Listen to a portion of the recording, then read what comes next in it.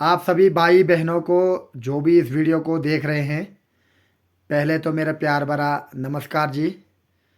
मैं विद्यासागर, प्यार से मुझे लोग सागर भी बोलते हैं। मैं मूलतः कानम गांव का निवासी हूं। वर्तमान में मैं स्पीलो में एक मोबाइल शॉप का काम करता हूं, छोट दुकानदारी करता हूं। मैं प्रभु यीशु मसीह को मैं ग्रहण किया है मैंने, और प्रभु यीशु मसीह पर मेरा भरोसा है। और मैं ये विशेष करके ये वीडियो बनाने का मेरा उद्देश्य यही है कि मैंने प्रभु यीशु मसीह को क्यों मैंने ग्रहण किया, वो मैं आप सबों को इस वीडियो के माध्यम से मैं बताना चाहता हूँ।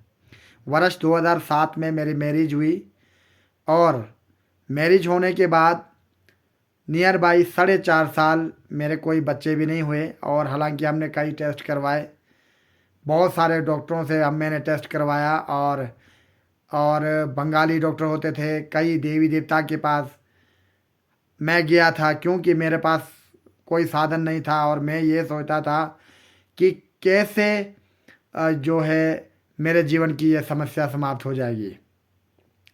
क्योंकि जो है इन 4.5 सालों के दरमियान, इसके इन दौरान जो है मुझे अपने खेती बाड़ी से, अपने ज़मीन जायदाद से मुझे बहुत लगाव था।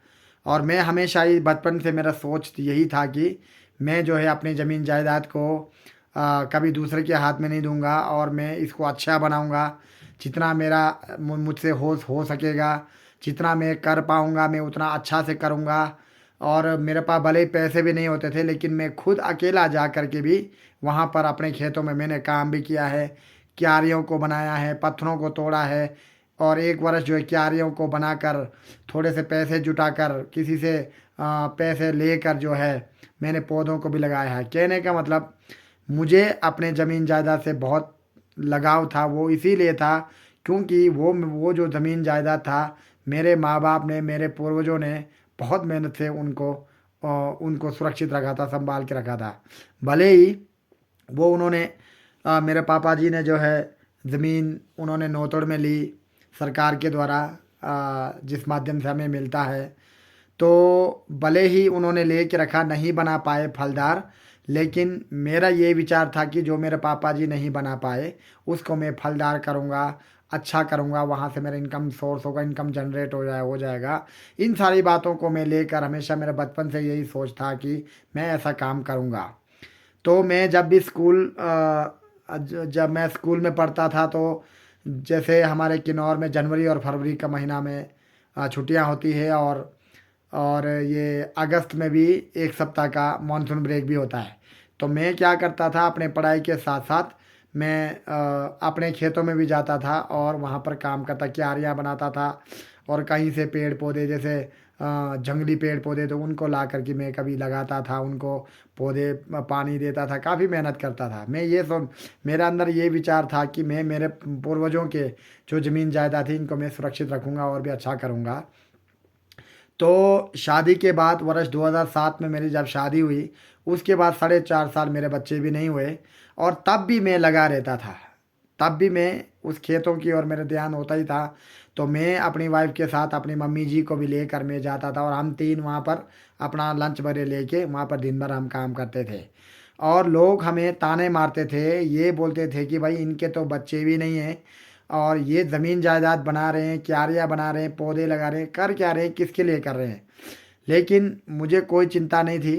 मैं बोला कोई बात नहीं, अगर मेरा नहीं भी हुआ तो कोई बात नहीं, मैं अपने जीवन में अपने लिए तो होगा, आगे तो फिलहाल रहने दो। मेरी उम्र उन दौरान 24 साल का था। तो मैं ये सोचता था कि कम से कम 10 सालों के बाद, 34 साल, जब मेरा उम्र 34 या 35 साल हो जाएगा, तो मेरे लिए तो वहाँ से कम फसल आएंगे, और उसको बेचकर मुझे पैसा आएगा। तो मेरा ये सोच होता था। तो तो इन दरमियान ही क्या हुआ कि इतने वर्षों के बावजूद भी मेरे बच्चे नहीं हुए, और इन दरमियान मैंने चेक भी करवाया। और मेरे पापा जी जो है गांव के देवी देवता का पुजारी का काम वो करते थे। और मेरे पापा जी के बाद मेरे बड़े भाई करते थे। और जब मेरे बड़े भाई कहीं इधर उधर जाते थे, कहीं वो नहीं पहुंच पाते थे, तो मुझे भी वो भेज देते थे। मैं भी पहुंचा हूँ, कोई 3-4 बार मैं गया हूँ। मंदिरों में या कोई गांव में कोई ऐसा पूजा पाठ होता तो मैं चले जाता था, क्योंकि भाई भेज देते थे मेरे को। तो उन दौरान मैंने कभी यीशु मसीह का नाम नहीं सुना था। प्रभु यीशु मसीह के बारे में बचपन में सुना था, जब मैं 98 की बात है, जब मैं 8वीं में पढ़ता था तो लोग पर्चे बांटने आते थे। बस सिर्फ मुझे ये पता था कि प्रभु यीशु मसीह को क्रूस पे चढ़ाया है, बाकी मुझे नहीं पता था कौन क्या है कैसे, मुझे नहीं। और इनको जानने की भी थोड़ी इच्छुकता भी नहीं रही, ईगरनेस भी नहीं रहा, क्योंकि मुझे लेना देना ही नहीं था, क्योंकि इसके बारे में हमने कभी यीशु मसीह के बारे में सुना ही नहीं था। हमने अपने गांव के जो देवता है या गृह देवता है या कैलेंडरों में जो होते हैं, उसके अलावा मैंने कभी यीशु मसीह का नाम सुना भी नहीं था। तो मैं यीशु मसीह को वर्ष 2009 2009 में मैंने यीशु मसीह पर विश्वास किया। मैंने ये सोचा, मेरी शादी हुई, मेरी पत्नी सोनू है, उनको नाम प्यार से सोनू बोलता हूँ मैं उनको। तो उनके पास बाइबल होता था, तो वो जो है मतलब बेडरूम में जाने से पहले, और बाइबल में से भजन संहिता 91 होता था वहाँ पे, भजन संहिता 91 91, तो उसको पढ़ते थे, कुछ प्रार्थना करते थे और सो जाते थे। तो मैं सोचता था चलो ठीक है, जो भी है जैसे भी है अच्छा है। तो उन दौरान, है ना, मैं भी ये सोचता था कि काश इस दुनिया में कोई खुदा होगा जो मनुष्य की हर परिस्थिति को संभालेगा, जो मनुष्य से प्रेम करेगा, मनुष्य की आंखों की आंसुओं को पहुंचेगा। ऐसा कोई खुदा होगा जो हमसे प्रेम करेगा। तो जवाब मुझे नहीं मिला। सच्ची बात यह है कि जवाब मुझे कहीं से भी नहीं मिला, क्योंकि किसने बताना था, कहाँ जाना था। मैंने शास्त्रों को, धर्मशास्त्रों को कभी पढ़ा भी नहीं था। ये सिर्फ हमारी अकड़ होती है। ये मैंने ज़रूर देखा, ये मनुष्य का, इंसान का अपना अकड़ होता है कि मुझे सब आता है। आता इंसान ऐसा सोचता है कि मुझे सब कुछ आता है, लेकिन मुझे नहीं लगता किसी को कुछ आता है। क्योंकि जब तक हम किसी चीज़ को देखेंगे नहीं, उसको पढ़ेंगे नहीं, उसको उसको जो है अपने ज़िंदगी में हम उसको लागू करके देखेंगे नहीं, या उस चीज़ को झांक कर हम जब उसको परखेंगे नहीं, हमें किसी भी चीज़ का पता बिल्कुल नहीं चलेगा। तो मुझे भी कुछ नहीं पता था। मैं भी अपने गृह देवता, जो घर के देवते होते थे, गांव के देवते होते, उन पर भी बस भरोसा लेके चलता था, चलो यही होगा, है ना जी। मुझे कोई दुख नहीं है, कोई किसी से शिकायत नहीं है कि भाई वो कौन है, क्या करते हैं। लेकिन मुझे नहीं था भरोसा बचपन से ही, क्योंकि मैं सत्य की खोज में होता था। अपने स्कूल टाइम में भी मैं ये सोचता था कि भाई होगा कोई खुदा दुनिया को चलाने वाला। आदमी मरता है, कहाँ जाता है उसके बाद कोई नहीं पता। लोग बोलते थे ओहो मरता है, आत्मा जिंदा है, या स्वर्ग में जाता है, नरक में जाता है। मैं ये पूछता था चल स्वर्ग में जाएगा, नरक में कौन जाएगा, स्वर्ग में कौन जाएगा, इसका डिस्क्रिप्शन, इसका वर्णन कौन करेगा। तो मेरे पास जवाब कोई नहीं मिला। तो लेकिन चलो कोई बात नहीं, मैं चलते, ज़िंदगी ऐसे चलती रही चलती रही। लेकिन अंत में मुझे, जब मैंने अपनी समस्या को डॉक्टरों को दिखाया, पहले तो मैं देव देवता के पास भी जाता गया। कई है ऐसा किन्नौर में जहाँ ऐसा बोलते उस गांव का देवता बढ़िया है, अच्छा है। गया मैं भी, मैंने भी सोचा मेरा भी कुछ भला होगा, लेकिन कुछ नहीं हुआ। फिर बंगाली डॉक्टर को दिखाया। बंगाली डॉक्टर ने बोला कि भाई हाँ इतना पैसे लगेंगे, 12,500 रुपये लगेंगे। फिर वो भी दिया मैंने। फिर उसके बाद बोला ये नहीं भाई, इसको और 20,000 रुपये और लगेंगे। मैंने सोचा एक तो मैं पहले ही गरीब, मेरे पास फाइनेंस की दिक्कत होती थी, पढ़ने वाला, पढ़ के बाद एकदम से घर बैठने वाला, जॉब कुछ था नहीं, इनकम सोर्स कुछ था नहीं, मिडिल क्लास के फैमिली था, तो मेरे पास पैसों की दिक्कत थी। तो कहाँ से लाना। मैंने सोचा ये कहीं ऐसा ना हो कि ये जो मुझे लूट ले, तो मैंने रहने दिया। मैंने सोचा ये नहीं होगा। चंडीगढ़ में पीजीआई का जो चंडीगढ़ में जो हॉस्पिटल है, वहाँ के एक डॉक्टर से, डॉक्टर ललित है उनका नाम, उनसे मिला, उनसे बातचीत की। उन्होंने बोला हाँ जी आप ऐसा सा टेस्ट करवाओ। तो मैंने टेस्ट करवा के उनको बताया, पर उन्होंने समस्या बताई।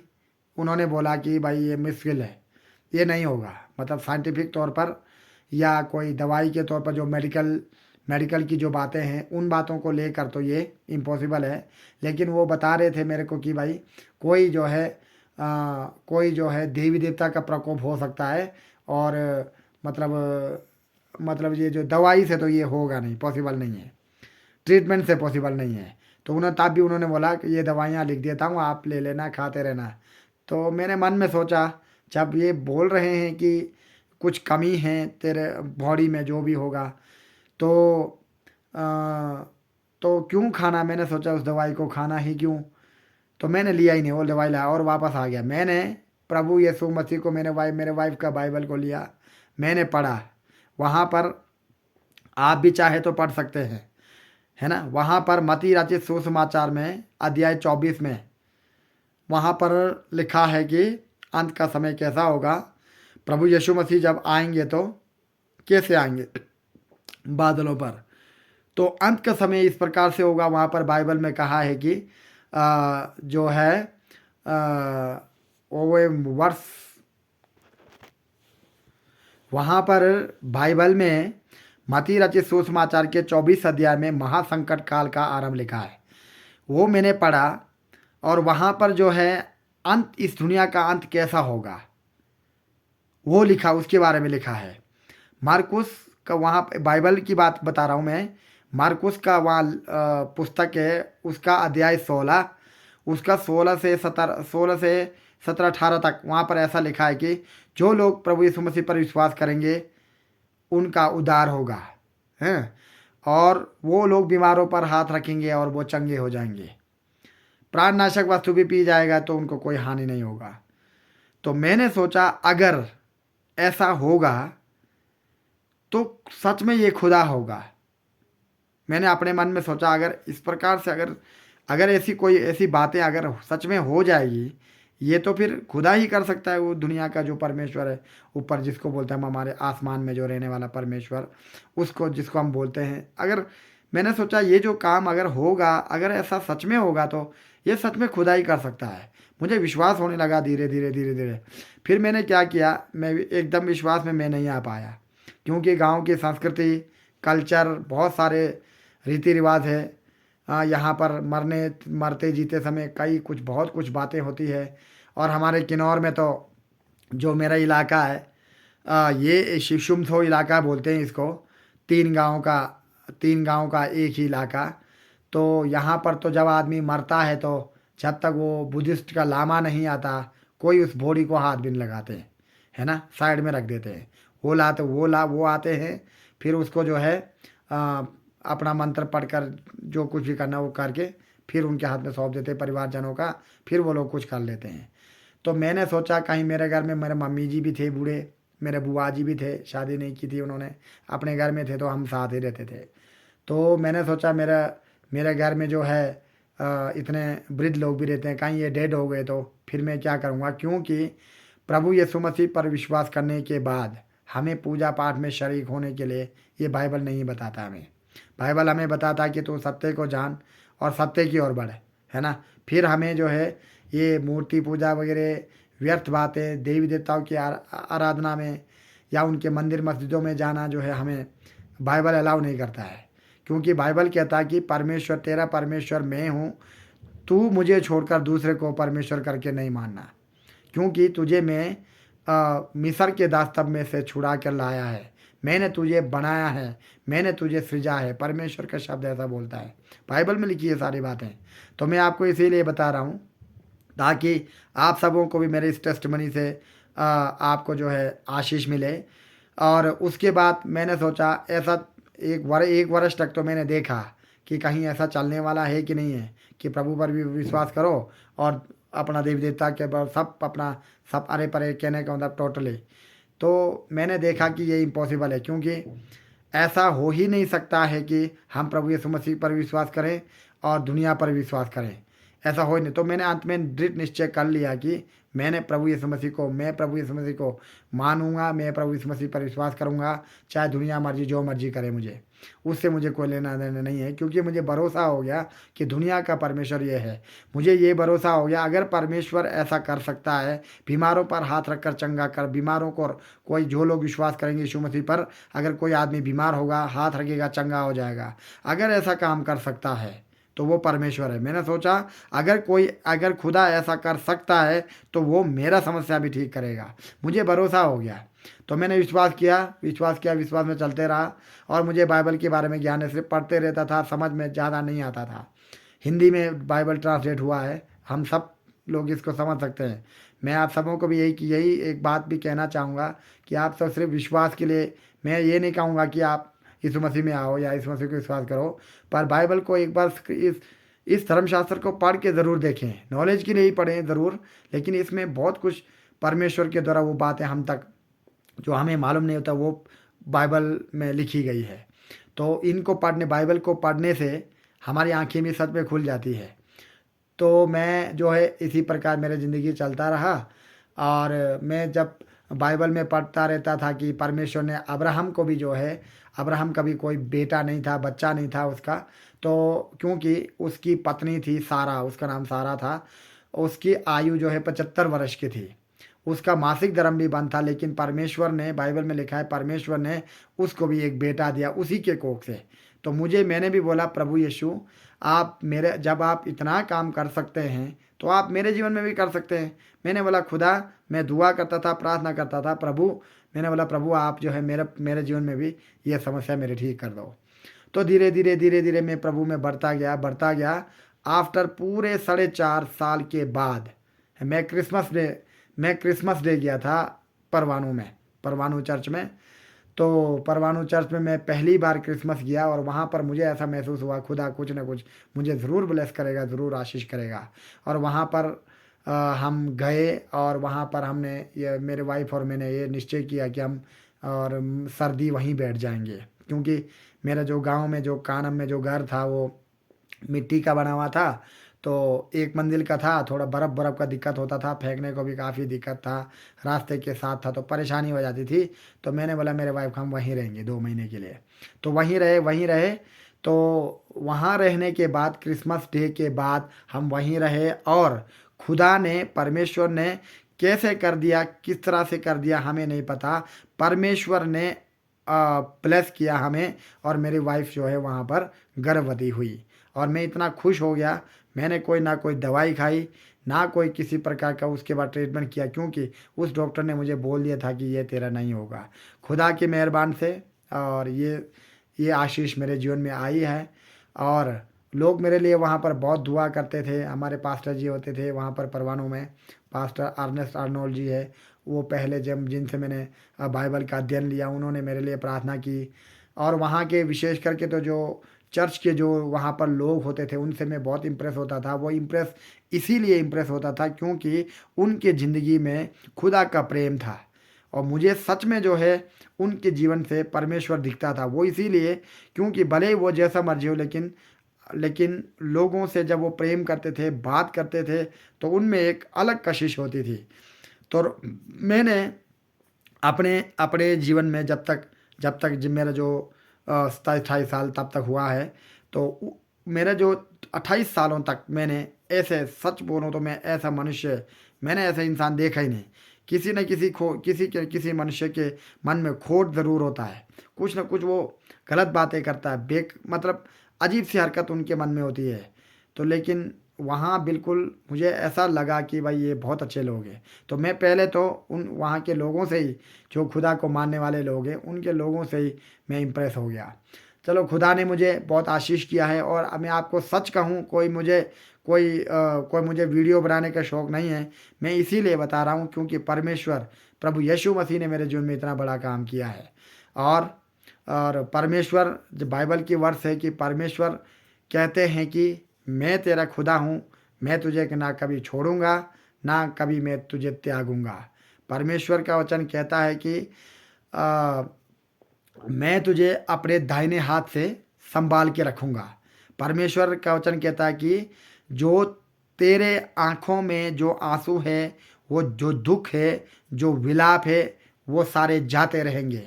तो परमेश्वर, उस खुदा का धन्यवाद जो खुदा ने मेरी ज़िंदगी में ऐसा काम किया।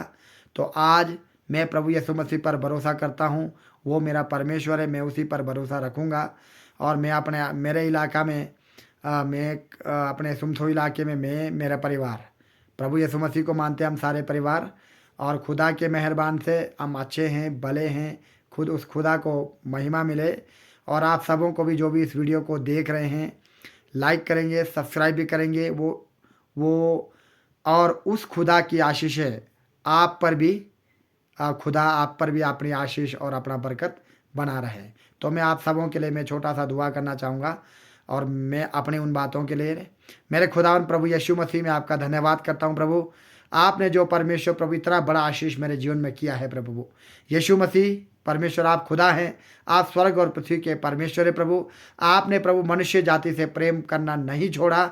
आपने प्रभु हमारे उन पापों को परमेश्वर प्रभु कभी भी याद नहीं किया। जब कभी भी परमेश्वर हम आपके करीब आए, परमेश्वर आपने प्रभु हमेशा ही से ही प्रभु आपने परमेश्वर प्रभु आपने आशीष ही किया है प्रभु। पिता परमेश्वर प्रभु, मैं आपका इन सारी गवाहियों के जो मेरे खुदा प्रभु इसमें आपने मेरे जीवन में किया, परमेश्वर मैं धन्यवाद करना चाहता हूँ प्रभु। इन परमेश्वर प्रभु इस वीडियो के माध्यम से मेरे खुदा बहुत लोग परमेश्वर प्रभु इस वीडियो को जो परमेश्वर प्रभु देख रहे हैं, परमेश्वर उनको भी आशीष करना, उनको भी ब्लेस करना प्रभु। और परमेश्वर प्रभु जो लोग परमेश्वर जिन लोगों के ज़िंदगी में कोई परेशानी है परमेश्वर प्रभु, जो चाहे मेरे जैसा समस्या भी क्यों ना हो परमेश्वर पिता परमेश्वर प्रभु यीशु मसीह उनके जीवन में परमेश्वर प्रभु यीशु से आप काम करें। और परमेश्वर प्रभु यीशु उनके जीवनों को भी परमेश्वर आप ब्लेस करें पिता। सारी बातों में आदर महिमा आपको देते परमेश्वर। धन्यवाद के साथ सब जनों को आपके सोते हुए यीशु मसीह के नाम से इस प्रार्थना को मांगते हैं, आमीन। तो इन्हीं बातों के साथ खुदा आप सबों को आशीष दे, बरकत दे। सबको जय मसीह की। खुदा आपको बरकत दे।